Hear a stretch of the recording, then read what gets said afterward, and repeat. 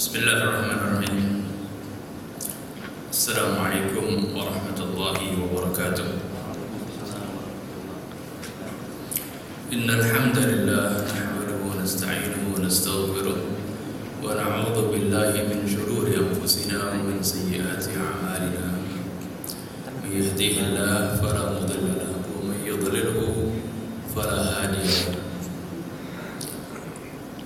وأشهد أن لا إله إلا الله وحده لا شريك له وأشهد أن محمدا عبده ورسوله وحبيبه وصفيه خير نبي أرسله الله رحمة للعالمين بشيرا ونذيرا فقد بلغ الرسالة وأدى الأمانة ونصح الأمة وجاهد في سبيل الله حق جهاده وتركنا على المهجة البيضاء ليلها كنهارها لا يزيغ عنها إلا هالك. اللهم صل وسلم وبارك عليه وعلى آله وأصحابه. Para hadirin yang dimuliakan Allah Subhanahu wa taala,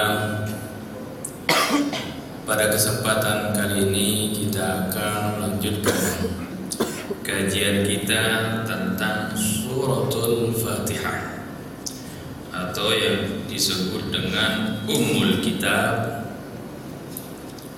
atau Ummul Quran atau juga disebut dengan Suratul Hamdi, yaitu surah yang minimal kita ulang-ulangi, kita baca setiap hari sebanyak 17 kali. Karena setiap kali kita sholat sehari semalam minimal 17 rakaat, yang belum ditambah dengan sholat qabliyah maupun ba'diyah maupun sunnah-sunnah yang lain. Minimal kita ulang-ulangi bacaan Suratul Fatihah ini selama 17 kali. Selama itu pula, pahamkah kita, mengertikah kita akan kandungan daripada surah yang Allah Subhanahu wa taala gambarkan bagaimana Suratul Fatihah ini dikaruniakan kepada Nabi kita Muhammad sallallahu alaihi wasallam dengan firman-Nya, walaqad atainaka sab'an minal mathani wal qur'anil azim. Sungguhnya kami telah memberikan kepada engkau 7 ayat yang berulang-ulang di Suratul Fatihah, wal qur'anil azim, dan Al-Qur'an yang agung. Jadi seolah-olah Suratul Fatihah itu bukan bagian dari Al-Qur'an. Jadi seolah-olah Rasulullah SAW mendapatkan karunia 2, ini Al-Qur'an Al-Karim dan Suratul Fatihah. Padahal Suratul Fatihah adalah merupakan bagian dari Al-Quran itu sendiri. Ini menunjukkan bagaimana kemuliaan surah ini dan kedudukan surah ini di dalam Al-Quran Al-Karim. Dan Rasulullah SAW juga bersabda, la salata liman lam yaqra bi fatihatil kitab. Tidak sah salat bagi orang yang tidak membaca Suratul Fatihah dalam salatnya. Para hadirin sekalian, marilah kita renungi, kita pahami Suratul Fatihah ini ayat demi ayat. Diawali ayat yang pertama adalah Bismillahirrahmanirrahim. Tentunya kalau segi artinya telah kita pahami, kita sering baca, yaitu dengan nama Allah yang Maha Pengasih lagi Maha Penyayang. Bismillah arti kita mulai. Kata ba di sini, ba yang dikasrahkan ini huruful jar dalam tata bahasa Arab, mengandung arti bi artinya dengan, ismi arti nama, bismillahi dengan nama Allah.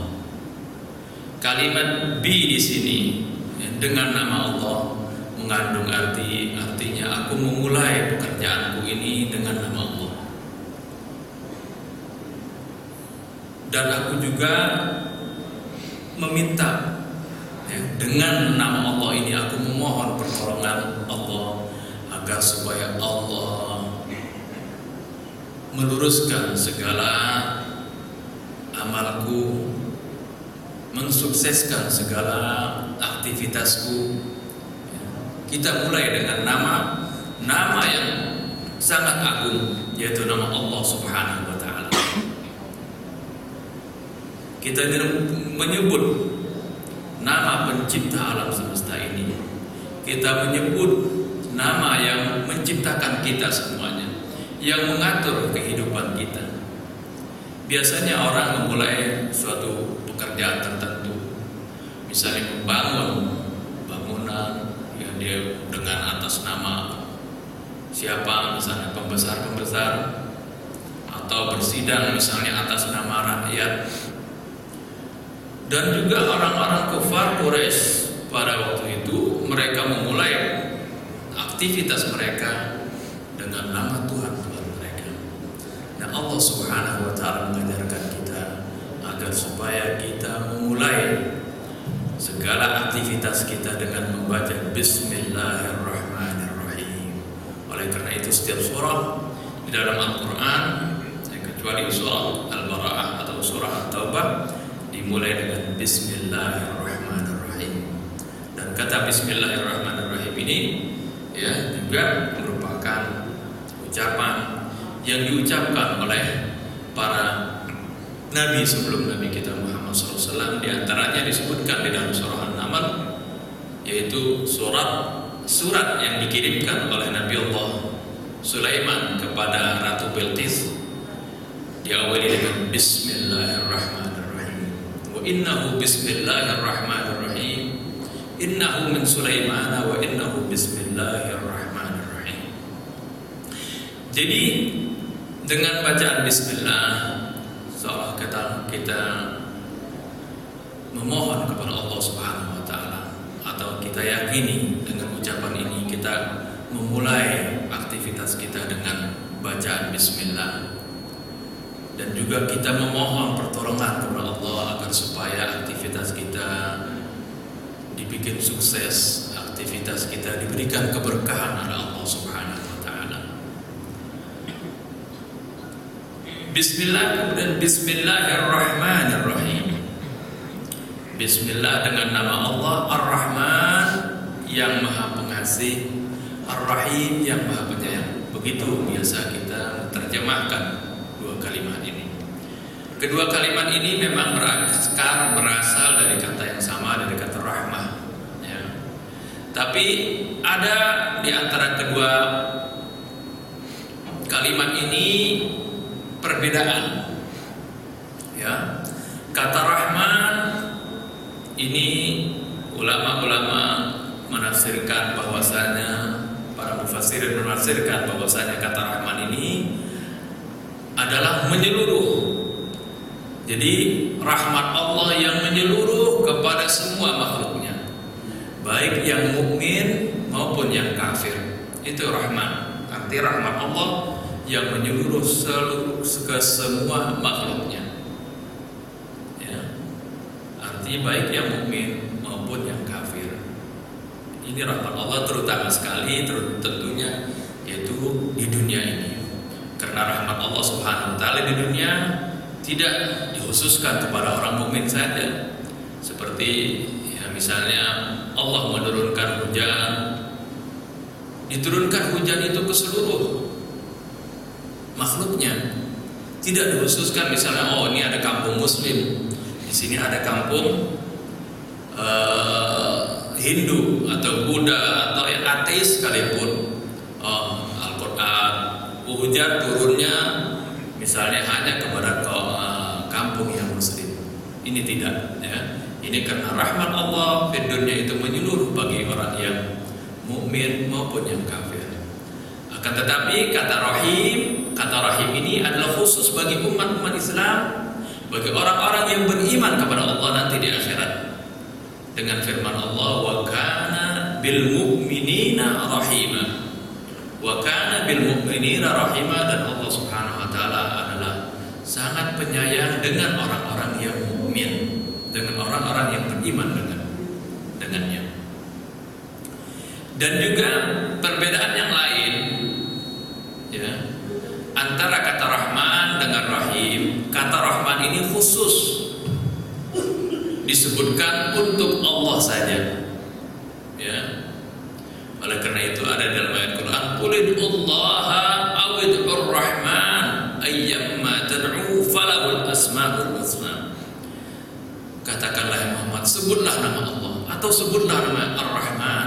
Ya, kita kalau menyebut Ar-Rahman atau ya Allah, ya Rahman, itu sama. Ya, walaupun Allah Subhanahu wa taala mempunyai nama-nama yang banyak, ya, nama-nama Asmaul Husna, yang ada 99 itu, ya.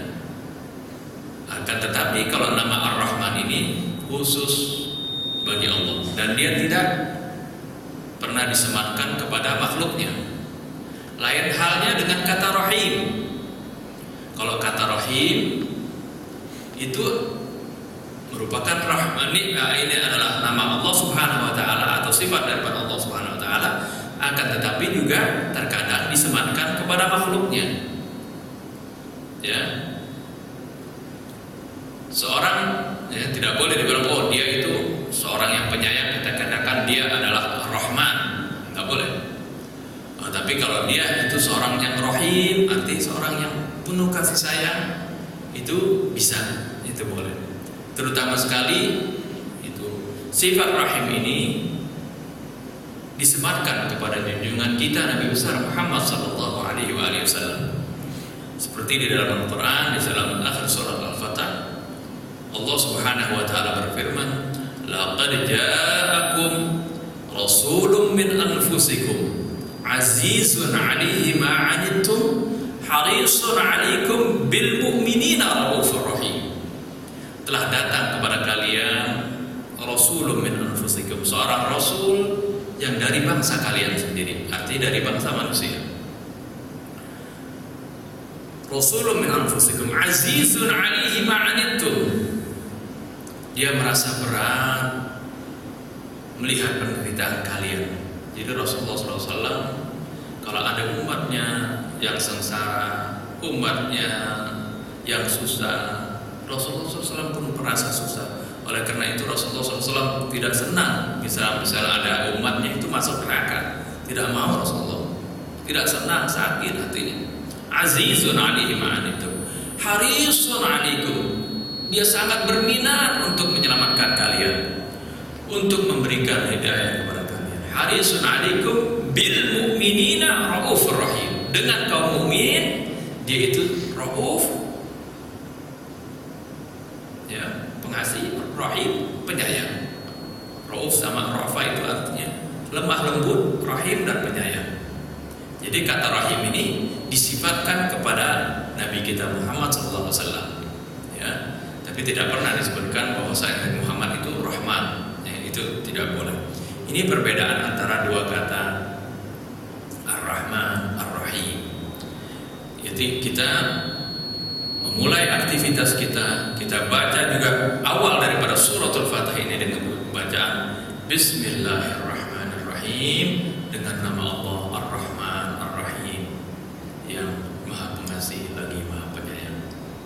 Ya. Dan ini juga kalau Syekh Muhammad Abduh mengatakan dengan bacaan Bismillah ini yang diawali pada setiap surah ini menunjukkan sebagai bantahan, sebagai sanggahan, ya, terhadap orang-orang Nasrani yang kalau mereka memulai aktivitasnya dengan menyebut Tuhan Bapa, Tuhan Anak dan Ruhul Kudus, ya, dengan 3 nama Tuhan tersebut. Ya, dengan 3 Tuhan disebutkan, tapi Allah Subhanahu wa taala gantikan. Allah Subhanahu wa taala ajarkan kepada kaum muslimin hendaklah dimulai aktivitasnya dengan menyebut nama Allah Ar-Rahman Ar-Rahim. Ya, walaupun di sini disebutkan 3 nama, tapi ketiga nama itu adalah menunjukkan kepada Allah Subhanahu wa taala yang esa dan tunggal. Ya.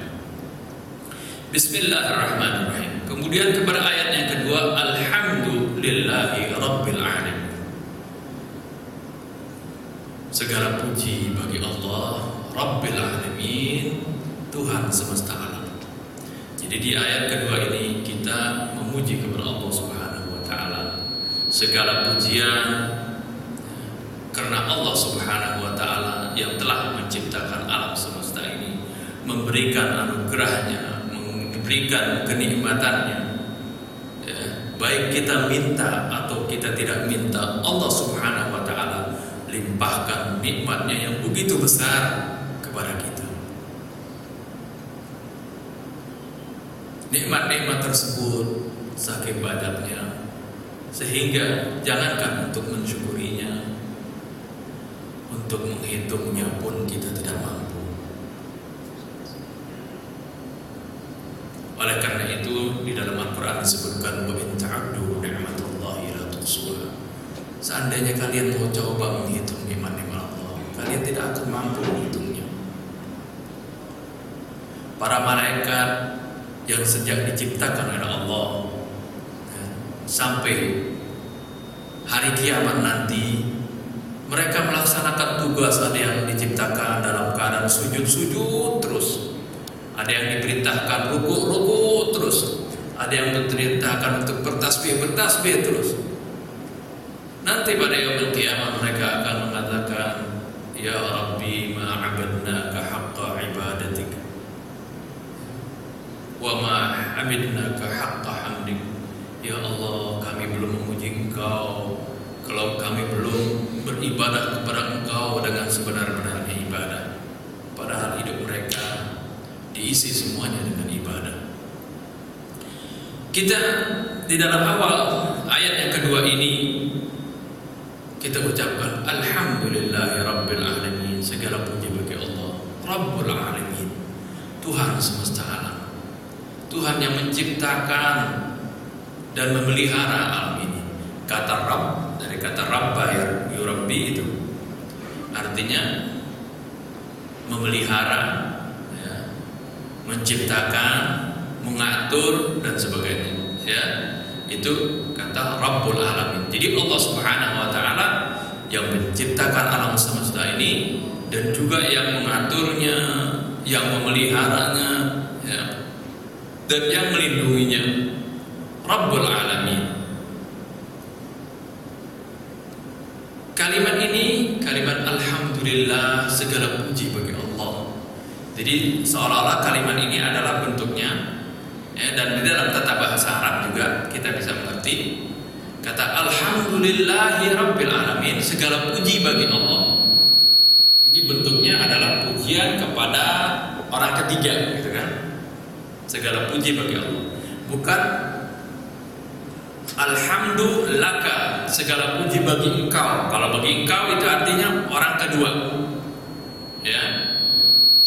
Tapi kalau alhamdulillah, segala puji bagi Allah, ini pujian diarahkan kepada Allah Subhanahu wa taala. Arti dalam bentuk orang ketiga. Ini juga para mufassir memberikan arahan, memberikan makna sesuai dengan hadis-hadis Nabi kita Muhammad SAW. Juga ini mengandung makna kita itu dilarang untuk memuji orang di hadapannya. Ya, kita tidak boleh memuji orang di hadapan orang itu. Ya, ini dilarang oleh Rasulullah SAW. Ya, karena hal tersebut, pujian-pujian tersebut bisa menjatuhkan orang yang dipuji itu. Sehingga ada satu hadis Nabi kita Muhammad SAW menyebutkan ahfu fi wujuhil maddahin at-turab. Taburkan abu pada wajah orang-orang yang suka memuji kamu. Ya, karena ya, terutama orang yang memuji di depan kita. Kalau kita memuji orang yang kagak ada, ya, mau dia orang baik, orang begini, itu tidak apa-apa. Tapi kalau di depannya kamu ada, itu biasanya ya tidak baik dan itu bisa menjatuhkan orang tersebut, membuat orang tersebut lupa diri. Ya. Ini juga kita diajarkan bagaimana kita memujinya. Alhamdulillahi rabbil alamin. Kemudian ada kata ayat yang ketiga Ar-Rahmanir Rahim. Itu diulangi lagi Ar-Rahmanir Rahim. Itu Allah Subhanahu wa taala Rabbul Alamin itu disifati dengan Ar-Rahmanir Rahim, yang Maha Pengasih lagi Maha Penyayang. Ini kata Ar-Rahmanir Rahim ini menunjukkan, ya, walaupun tadi di dalam Bismillah sudah kata Ar-Rahmanir Rahim, ada kalimat Ar-Rahmanir Rahim, di sini disebutkan lagi kata Ar-Rahmanir Rahim, kata yang sama. Ya. Ini menunjukkan bahwasanya Allah Rabbul Alamin tadi, Allah yang menciptakan alam semesta ini, Allah yang mengatur alam semesta ini, Allah yang memelihara alam semesta ini, Allah pelihara makhluknya itu dengan rahmah, dengan sifat kasih sayang, dengan sifat rahmah. Oleh karena itu tidak ada kejelekan yang Allah ciptakan, ya, di alam ini. Semuanya Allah ciptakan adalah dengan kebaikan, dengan rahmat. Biasanya yang membuat rusak alam semesta ini adalah perbuatan kita sendiri, perbuatan manusia sendiri. Tangan-tangan manusia sendirilah yang membuat rusaknya alam semesta ini. Allah Subhanahu wa taala nyatakan Ar-Rahmanir Rahim. Allah lah yang Maha Pengasih lagi Maha Penyayang. Allah ciptakan alam semesta ini dengan penuh rahmat. Oleh karena itu juga Islam datang dibawa oleh Nabi kita Muhammad SAW. Nabi kita disebutkan oleh Allah Subhanahu wa taala, "Wa ma arsalnaka illa rahmatan lil alamin." Kami tidak mengutus engkau ya Muhammad melainkan sebagai rahmat bagi seluruh alam. Setelah kita memuji kepada Allah Subhanahu wa taala sebagai Rabbul Alamin, dan juga kita mengetahui bahwasanya Allah Subhanahu wa taala bersifat Ar-Rahman Ar-Rahim di dalam penciptaannya, di dalam pemeliharaannya, di dalam pengayomannya bagi alam semesta ini. Kita nyatakan ayat yang ketiganya, Maliki Yaumiddin.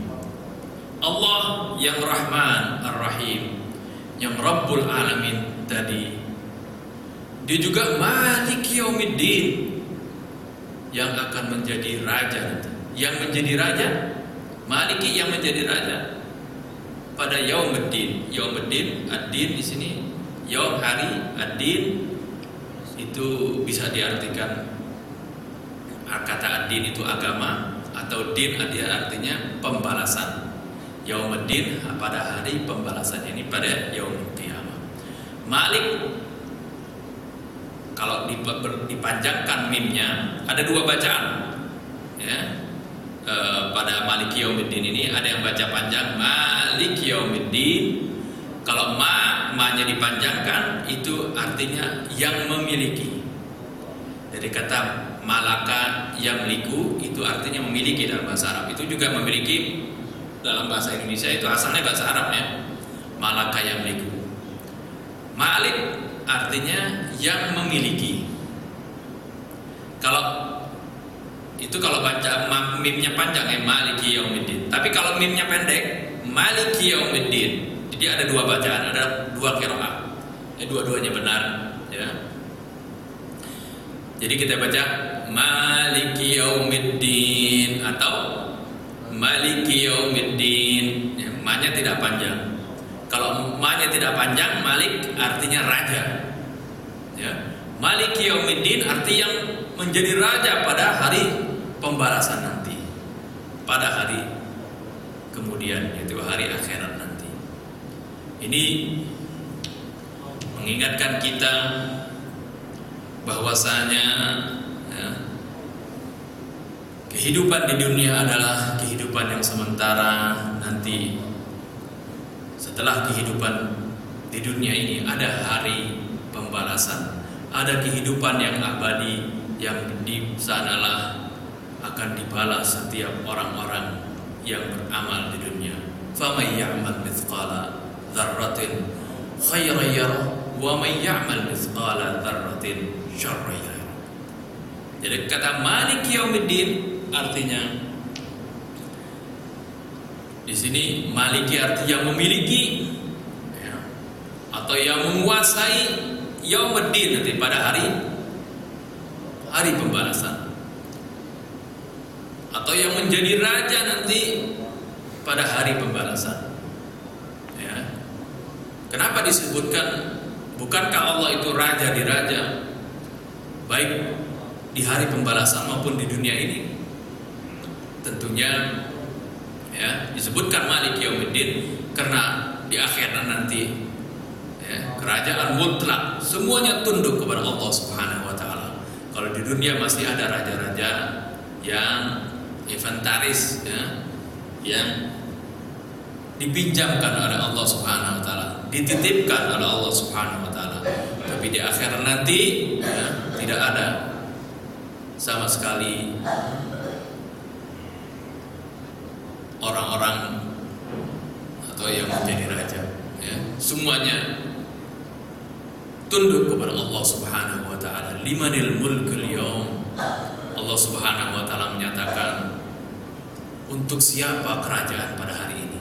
Milik siapa kerajaan pada hari ini? Semuanya tertunduk, tidak ada yang menjawab. Allah Subhanahu wa taala menjawab, langsung yang menjawab sendiri, lillahil wahidil qahhar. Lillahil wahidil qahhar, bagi Allah al-wahidil qahhar, yang esa lagi gagah perkasa. Ini ucapan ini, kalimat ini mengandung arti bagaimana di dalam kita mengucapkan, membaca surat Al-Fatihah, seolah-olah kita menghadirkan suasana yaumul qiyamah nanti, suasana pada hari pembalasan nanti, yang dimana pada saat itu setiap orang akan mempertanggungjawabkan segala perbuatannya. Segala sesuatu nanti akan diperlihatkan di akhirat nanti, bagaikan kita diberikan raport ya, setelah kita menjalani tes ujian. Kehidupan di dunia ini merupakan ujian bagi kita, agar supaya Allah mengetes, mengetahui nanti siapa di antara kita yang lulus, siapa yang tidak ya, semuanya tercatat. Seperti di dalam surah Al-Kahfi, bagaimana tatkala setiap manusia diberikan amal kebaikannya, mereka mengatakan, ma li hadzal kitab la yughadiru shaghiratan wala kabiratan illa ahsaha. Setelah diberikan kitab amal perbuatannya, manusia tercengang, kaget. Semuanya ada di situ. Semuanya tercatat. Bahkan hal-hal yang tidak terduga pun tercatat. Yang pada saat di dunia kita anggap remeh, di sini nggak apa-apa nih kerjaan gini. Semuanya tercatat. Ma li hadzal kitab la yughadiru shaghiratan wala kabiratan illa ahsaha. Kitab apa ini? Catatan apa ini? Yang sama sekali tidak mengabaikan baik hal-hal yang kecil maupun hal-hal yang besar. Semuanya tercatat. Gak ada yang luput. Kalau mungkin di dunia ini kita bisa berkong kali kong misalnya dengan pengawas, dengan KPK misalnya, kita bisa bersiasat menyembunyikan kesalahan kita, tapi di akhirat tidak ada yang dapat menyembunyikan keburukannya. Semuanya kelihatan, semuanya akan dibeberkan. Yauma tashhadu 'alaihim alsinatuhum wa aydihim. Semuanya pada hari itu ya, dapat terbongkar. Tangan-tangan kita menjadi saksi, kaki kita menjadi saksi, bahkan tempat kita melakukan perbuatan itu pun bisa menjadi saksi ya, semua bisa berbicara, tangan bisa berbicara. Jadi jangan kita kalau berbicara itu harus dengan mulut, tidak ya.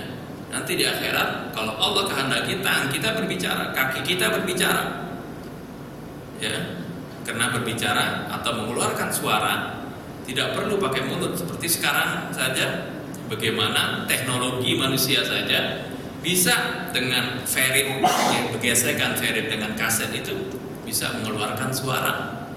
Bagaimana sekarang flash disk bisa mengeluarkan suara dan bahkan gambar.